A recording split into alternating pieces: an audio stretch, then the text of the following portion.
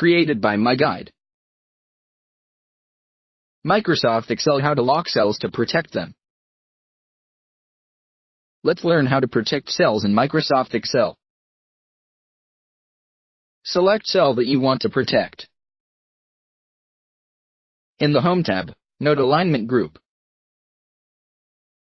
Click on small arrow to open the Format Cells pop-up window. On the Protection tab, select the Lock checkbox, and then click OK to close the pop-up. Click on Review tab in the ribbon. In the Changes group, select either Protect Sheet or Protect Workbook.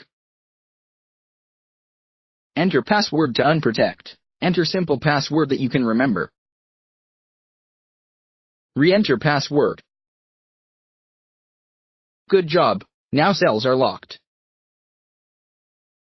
Try editing a cell. You will see error message, we did it. To unprotect, click on Review tab. Enter password and now you can edit sheet. Woohoo, we did it. Thank you. Created by my guide. Publish free videos via my guide. Just Google my guide.